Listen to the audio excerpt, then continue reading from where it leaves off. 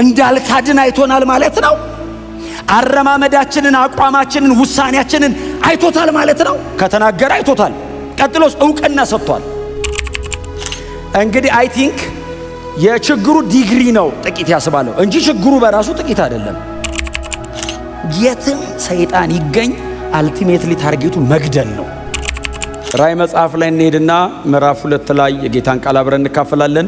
ራእይ ምዕራፍ 2 ከቁጥር 12 ጀምሮ በጌታ በኢየሱስ ክርስቶስ ስም አነባለሁ። የምንወደው የጌታ ቃል እንደዚህ ይላል። በጴርጋሞን ላለው ቤተ ክርስቲያን መልአክ እንዲህ ብለህ ጻፍ። በሁለት በኩል የተሳለ ስለታም ሰይፍ ያለው እንዲህ ይላል፣ የሰይጣን ዙፋን ባለበት እንደምትኖር አውቃለሁ። ሆኖም ስሜን አጥብቀ ይዘሃል። ሰይጣን በሚኖርበት በእናንተ ከተማ የተገደለው ታማኙ ምስክሬ አንቲጳስ በነበረበት ዘመን እንኳ በእኔ ያለህን እምነት አልካድክም። ይሁን እንጂ የምነቅፍብህ ጥቂት ነገር አለኝ።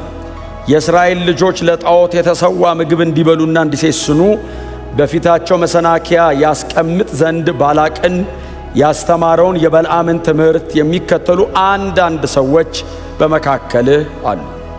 የኒቆላውያንን ትምህርት የሚከተሉ ሰዎችም በአንተ ዘንድ አሉ። ስለዚህ ንስሐ ግባ፣ ለዚያ ቶሎ መጣብሃለሁ፣ በአፌም ሰይፍ እዋጋቸዋለሁ። መንፈስ ለአብያተ ክርስቲያናት የሚናገረውን ጆሮ ያለው ይስማ። ድል ለሚነሳ ከተሰወረው መና እሰጠዋለሁ፣ ደግሞም ከሚቀበለው ሰው በስተቀር ማንም የማያውቀውን አዲስ ስም የተጻፈበትን ነጭ ድንጋይ እሰጠዋል። የራእይ ምዕራፍ 2 የጴርጋሞን ከተማ ያለችውን የክርስቶስን ቤተ ክርስቲያን ነው እና የጴርጋሞን ከተማ ያለችውን ቤተ ክርስቲያን ደግሞ እንደገና ጌታችን መድኃኒታችን ኢየሱስ ክርስቶስ ቤተ ክርስቲያን የራሱ ስለሆነች ቤተ ክርስቲያን የእሱ ስለሆነች ለቤተ ክርስቲያን መልእክት የሚልከው እሱ ነው። ተመሳሳይ ናቸው አይደለ? የሚላክላቸው ነገር በጣም ኮመን ነው። የሚላክላቸው መልእክት፣ የመልእክቱ አቀማመጥ ለሰባቱም አብያተ ክርስቲያናት በጣም ኮመን ነው። እምነቅፍብህ ነገር አለኝ የሚለው አምስቱ ላይ ታገኙታላችሁ። አይ ቲንክ ፊላደልፊያ እና ሰምርኔስ ወይ ሰርዴስ ከሁለት አንዳቸው ናቸው እምነቅፍብህ ነገር አለ የማይባሉት። ከዛ ውጪ አምስቱም እምነቅፍብህ ነገር አለ የሚላላቸው። ስለዚህ ላኪው ማን እንደሆነ፣ ለየትኛው ቤተ ክርስቲያን እንደተላከ፣ የትኛውን እንደሚያስተካክሉ ደግሞ በጎ የተባለው የሚመሰገነው ጎናቸው ይነገራቸዋል። ከዛ ደግሞ እስከ መጨረሻ ለሚጸና ሽልማት አለ ነው። ሁሉም ጋር እስከ መጨረሻ ድረስ የጸና ካለ ሽልማት አለ። ሽልማቱ መሬት አይደለም፣ ሽልማቱ ምድራዊ አይደለም። ሽልማቱ ጎን ለጎን በጣም ጥሩ ነው አይደለም። ሽልማቱ ሰማይ ነው። ሽልማቱ ዘላለም ነው። ሽልማቱ በእግዚአብሔር ፊት ነው። ሽልማቱ ከጌታ ከኢየሱስ ክርስቶስ ጋር ነው። ዘላለማዊ ነው። ስለዚህ አይናችሁን ቀና አርጉ ማለቴ ነው። አይናችሁን ቀና አርጉ። እስካሁን ድረስ ለመጣኑ እናመሰግናለን። ከዚህ በኋላ ያለው ግን መጽናት አለብን። እስካሁን ለመጣኑ እግዚአብሔር ይመስገን። የእግዚአብሔር ጸጋ ደግፎን፣ እግዚአብሔር በኃይሉ አግዞን፣ እግዚአብሔር በቃሉ በኩል እየመከረ ያጽናና እዚህ ደርሰናል። እናመሰግናለን። ከዚህ በኋላ ደግሞ እንጸናለን። ጽኑ። ይሄ ነው አይደል? የአብያተ ክርስቲያናቱ ትምህርት ይሄ ነው። ጌታ ኢየሱስ ክርስቶስ ለነዚህ አብያተ ክርስቲያናት የሚናገረው ይሄንን ነው። ለጴርጋሞን ከተማ ላለችው የክርስቶስ ቤተ ክርስቲያንም የሚሰጣት ይሄ ነው እና በጴርጋሞን ከተማ በጴርጋሞን ላለው ቤተ ክርስቲያን መልአክ እንዲህ ብለህ ጻፍ። ጴርጋሞን የቸርቹ ስም አይደለም፣ የከተማ ስም ነው። እና ይሄ ከተማ እንግዲህ ጌታ ኢየሱስ ክርስቶስ ከተማውን የሚያይበትን መንገድ ለቤተ ክርስቲያኒቱ ይነግራታል። ከተማችሁ ይላል አይደል? እንግዲህ ቸርቹ ይወቁ አይወቁ አላቅም። ስለ ጴርጋሞን ቤተ ክርስቲያን በዚህ ቦታ ላይ ከተጻፈው ውጪ በጣም ብዙ የተለየ ባዮግራፊ ወይንም በጣም ብዙ የተለየ ባክግራውንድ አታገኙ። ስለ ጴርጋሞን ቤተ ክርስቲያን እዚህ ላይ ካለው በጣም ለማየት ሞክሬያለሁ። በጣም ብዙ ግን የተለየ ነገር አታገኙምና ይሄ በጣም በቂ ነው። በጣም ከባድ ከተማ ነው እየኖሩ ያሉት። አይ ቲንክ አዲስ አበባ እንደነሱ የሚከብድ አይመስለኝም። የሰይጣን ዙፋን ባለበት በዚያ እንደምትኖራልና ሰይጣን በሚኖርበት በእናንተ ከተማ ይላል ድጋሚ። ምን አይነት ከተማ ውስጥ ነው የሚኖሩት? ቸርች ግን እንደዚህ አይነት ከተማ ገብታ ነው ድል የምታረገውና በደጅና በውስጥ በኩል በጣም ከባባድና ትልልቅ ተግዳሮት አላት። ከተማው በጣም ስትሮንግ ሆልድ አለው። የሰይጣን ዙፋን ሰይጣን ትሮኑን የዘረጋበት ከተማ ነው። ቀጥሎ ሰይጣን ይኖራል እናንተ ከተማ አለ ኢየሱስ። ሰይጣን በሚኖርበት በእናንተ ከተማ አሁን ኤግዚስት አድርጓል ወይንም እየተንቀሳቀሰ ነው አይደለም። የትም ከተማ ሰይጣን ይንቀሳቀሳል። እዚህ ከተማ ግን ሬን እያደረገ ነው። ሌሎቹን ከተሞች ለመግዛት እናንተ ከተማ ነው ዙፋኑ ያለው። ዋነኛ መቀመጫ ሄድኳርተሩ እናንተ ከተማና ሰይጣን ዙፋኑን ተክሏል። ቀጥሎ ይኖራል እናንተ ከተማ። ጌታ ኢየሱስ ክርስቶስ ስለ ከተማው ለቸርቿ ነው የሚናገረው። ከተማችሁ ነው የሚለው። ከተማ የሚለው ቃል ከተማ የሰው ስም ነው። አሁን አዲስ አበባ ከተማ፣ ፊላዴልፊያ ከተማ፣ ጴርጋሞን ከተማ ማለት የሚመለከት መልአክ ማለት ነው። ባይዘው ትርጉሙ ከተማ ማለት የሚያይ መልአክ። እኛ ከሰራኑ ስትራክቸር ጀርባ ስትራክቸራል ፓወር አለ ነው። እኛ ከተማውን እንሰራዋለን፣ የሚመራው ሌላ አለ ነው። the watching angel ነው፣ ተመልካች መልአክ። እና እኛ ዝም ብለን ነው የምንኖረው እና ጀርባው ላይ ሆኖ የሚመራ መንፈሳዊ ዓለም አለ ነው። ስለዚህ ጌታ ኢየሱስ ክርስቶስ የእናንተን ከተማ የሚመራው ዙፋኑን የዘረጋው ሰይጣን ነው። እዛ ነው የምትኖረው። እና ከተማይቱን ከሌሎቹ ከስድስቱ አብያተ ክርስቲያናት ነጠል አድርጎ የሰይጣን ዙፋን እናንተ ከተማ አለ ያስባለበት ምክንያት አለው ኢየሱስ። ስለዚህ አንዱ ትልቁ ቤተ ጣዖት አስክሌዮፔስ ሶተር ይባላል፣ ወይንም ስክሌፕደስ ይሉታል። አስክሌዮፒስ በመባል ይታወቃል። አስክሌዮፒስ ሶተር ማለት ጴርጋሞን ከተማ ነው ቤተ ጣዖቱ ያለው። በጣም ትልቅ ነው ቤተ ጣዖቱ። ኤፌሶን ከተማ ላይ ያለው ቤተ ጣዖት እና ቤተ ጣዖቱ ፈዋሽ ነው ተብሎ ነው የሚታመነው። አስክሌዮፐስ የሚባለው ሶተር ማለት ባይዘው አዳኝ እንደማለት ነው። አዳኝ አስክሌዮፐስ አዳኝ እንደማለት ነውና ፈዋሽ ነው ተብሎ የሚታመነው። በአጋንንት ኃይል የታመሙ ሰዎች ከዓለም ዙሪያ ጴርጋሞን ይመጣሉ። ከዓለም ዙሪያ ጴርጋሞን ይመጡና እዛ ነው በአጋንንቱ ኃይል በምትሃት ምናምን እነሱ ፈውስ ብለው ነው የሚጠሩት። ፈውስ ያው ቸርች ብቻ ነው ያለው። እዛ ድግምትና ምትሃት ነው ያለው። ተአምር ከሆነ የእግዚአብሔር ብቻ ነው። እዛ ከሆነ ድግምት ነው። ተአምር የእግዚአብሔር ብቻ ነው። ሌላ ቦታ ተአምር የለም። ከእግዚአብሔር ውጭ ከሆነ አስማት ነው፣ ምትሃት ነው፣ ድግምት ነው፣ ሟርት ነው፣ ለመግደል እያመቻቸ ነው። እግዚአብሔር ብቻ ነው ሲፈውስ፣ ሌላ ነገር የሌለው መፈወስ ብቻ ነው። እና ከዓለም ዙሪያ የተሰበሰቡና ፈውሱ የሚከናወነው ሚድናይት ላይ ነው። እኩለ ሌሊት ነው ፈውሱ የሚከናወነው። እና ፈውሱ የሚከናወነው አስክሌዮፐስ ሶተር የሚባለው ቤተ ጣዖት ውስጥ ተሰብስቦ የታመመ በሙሉ ይገባል። እጅግ በጣም ግዙፍ ነው ባይዘው ቤተ ጣዖቱ። እንደዚያው ትንሽ አይደለም፣ በጣም ትልቅ ነው። ከዓለም ዙሪያ ነው። ህዝብ ይመጣል፣ ጥቁሩም ነጩም ምኑም ይመጣል፣ ይገባል። ሚድናይት ላይ እኩለ ሌሊት ላይ መብራት የምትባል አትበራም። ስሙን ሊትራሊ በቤተ ጣዖቱ ሌሊት እባቦች ይለቀቃሉ። እና እባቦች ይለቀቃሉ። ሁሉም ሰው ጸጥ ብሎ ይቀመጣል። እባቦቹ እያለፉ ሰውየውን ይነኩታል። እና እባቦቹ የነኩት ሰው አምላኬ ነክቶኛል፣ ፈውሴን ተቀብያለሁ ብሎ ያምናል። እና እጅግ በጣም ክፉ ነው። ቤተ ጣዖቱ ግቢ ውስጥ እጅግ በጣም ትልቅ ሆስፒታል አላቸው። ሆስፒታል አለው ቤተ ጣዖቱ፣ ትልቅ ሆስፒታል አለ። ቀጥሎ ፎር ዩር ሰርፕራይዝ 600,000 ቮሊዩም መጽሐፍ ያለው ላይብራሪ ነበራቸው እና አቴና። እዚህ ከተማ ቤተ ጣዖቱ ግቢ ውስጥ 200,000 መጽሐፍ የተሸከመ ላይብራሪ ያለው። ቤተ ጣዖቱን ዝም ብላችሁ አስቡት ምን እንደሚያክል። ጌታ ኢየሱስ ክርስቶስ አየውና የሰይጣን ዙፋን እናንተ ከተማ አለ። ሰይጣን ይኖራል እናንተ ከተማ። ሊትራሊ በእባቡ እየተመሰለ እየገባ ሰዎችን እየነካ ተፈውሻለሁ እያሉ ቴስቲሞኒ ይሰጣሉ። እዛ ከተማ የክርስቶስ ቤተ ክርስቲያን ተተክላለች። እሱ ብቻ አይደለም፣ የዚዮስ ቤተ ጣዖት አለ። ዚዮስ ራሱን የውሸት አምላክ ነኝ ብሎ የሚገልጥ የዚዮስ ቤተ ጣዖት አለ። የአገሪቱን የከተማይቱን ካልቸር የሰራ አገሩ በሙሉ ውሸታም እንዲሆን የሚያደርግ ዚዮስ ራሱ የውሸት አምላክ ነው። ዚዮስ የቀርጤስ አምላክ ነው። ቀርጤሳውያን ቲቶ የተቀመጠበት የቲቶ ደብዳቤ የተጻፈበት የቀርጤስ አምላክ ዋናው ዚዮስ ነው። ዚዮስ የውሸት አምላክ ነው። የዚዮስ ተከታይ በሙሉ ውሸታም ነው። የሚያወራልህን በሙሉ አታምነውም። ቢምል አታምነውም። ውሸታም ነው በሙሉ። ለዛ ነው ጳውሎስ ቀርጤስ ላሉት ቅዱሳን ሲጽፍ የማይዋሽ አምላክ ብሎ ጻፈ። ጳውሎስ መጥቶ የዘላለም ሕይወት አለ ሲል ውሸቱን ነው አሉ። አርሄዚዮስ አይነት አይደለም። ይሄኛው የማይዋሽ ነው። ቃል ገብቶ ነበር። ኢየሱስ ልኮ አረጋግጧል። እውነተኝነቱን ኢየሱስ ልኮ አሳይቷል። ቀጥሎ ድጋሚ እንደገና ኢየሱስ ይመጣል። እውነተኛ ነው ይሄኛው። እና ዚዮስ አለ የከተማውን መንፈሳዊ ዓለሙ ላይ አስክሌዮፔስ ሶተር አለ ካልቸሩን በውሸትና በሐሰት የሚገነባ ደግሞ ትውልዱን የሚያበላሽ ደግሞ ዚዮስ አለ። አንቀው ይዘውታል ከተማውን። እንደዚህ አይነት በደጅ በኩል ያለ መንፈሳዊ ውጊያ ያለበት ከተማ ያለ ቸርች ናት። ጦርነት ነው ከተማው። በጣም ሲቪላይዝድ ነው። ትልቅ ሪፈራል ሆስፒታል አለ። በጣም ሲቪላይዝድ ነው። ለመታከም ሰው ሲመጣ ቀጥታ ሆስፒታል አይገባም። በቤተ ጣዖት ውስጥ አድርጎ ነው የሚገባው። ስለዚህ ለመታከም ስትመጣ ጴርጋሞን ወርሺፕ አድርገህ ነው የምትታከመው። ይይዙታል። ከተማይቱ ውስጥ ትንሽ ቀን የቆየ ሰው የከተማው ካልቸር ውሸታም አድርጎ ይሰራዋል። እንዳይታመን አድርጎ ይሰራዋል። ትውልድን ይመርዘዋል። ካልቸሩን ይዞታል። የትምህርት ሲስተሙን ይዞታል። ሕክምናውን ይዘውታል። መንፈሳዊ ዓለሙን ይዘውታል። ተይዟል ከተማው። እዚህ ከተማ ነው ቤተ ክርስቲያን ያለችው። እንደዚህ አይነት ከተማ ነው እግዚአብሔር ቤተ ክርስቲያንን የሚያስቀምጣት።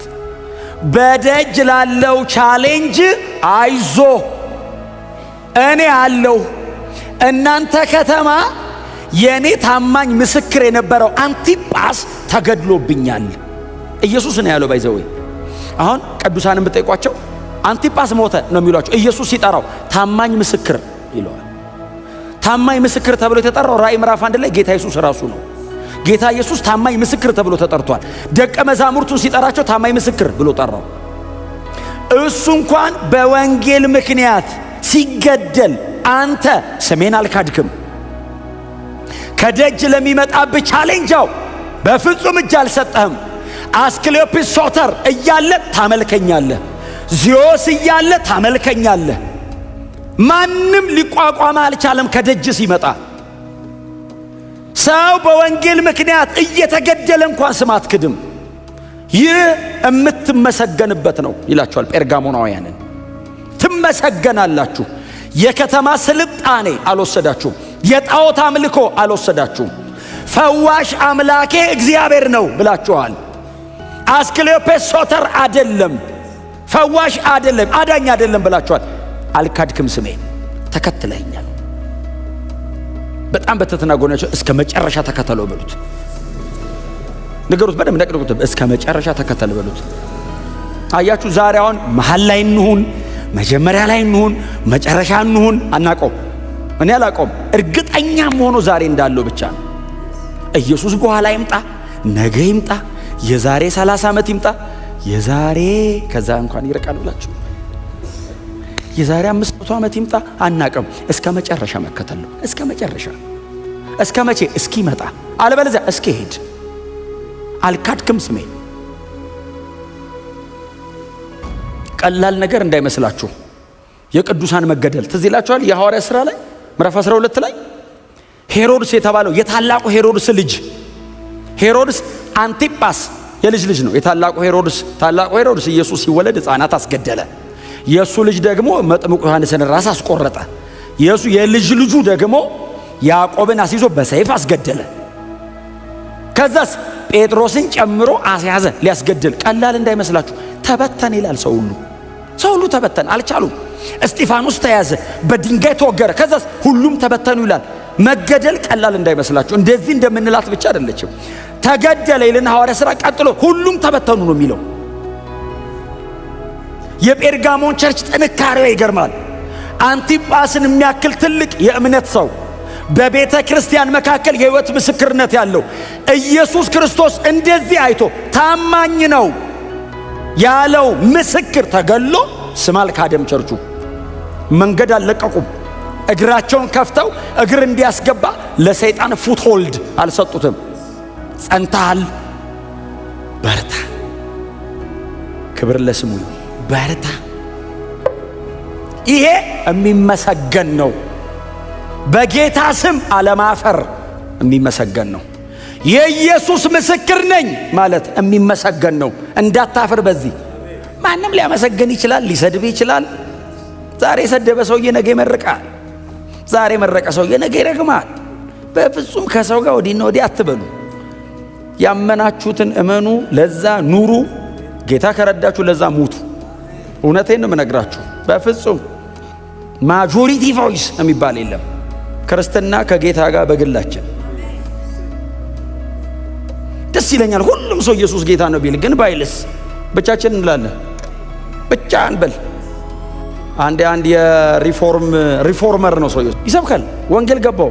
ሮሜና ገላትያ ነው የገቡት። አይ ቲንክ ሮሜ ምዕራፍ 1 ቁጥር 16 እና ገላትያ 2:16 ሁለቱን የገባው። በእምነት ነው መዳን አለ ብድግ ብሎ እና እምነት መዳን በእምነት ነው አለ ሲል አሳደዱትና ሚስቱ መጣችና እንደዚህ አለችው። ምን ሆነሃል አለችው። ምን ነው አላት። ዓለሙ ሁሉ እኮ እየተቃወመ ነው አለችው። ሰውየውስ እኔና እግዚአብሔር ዓለሙን እንቃወመዋለን አላት።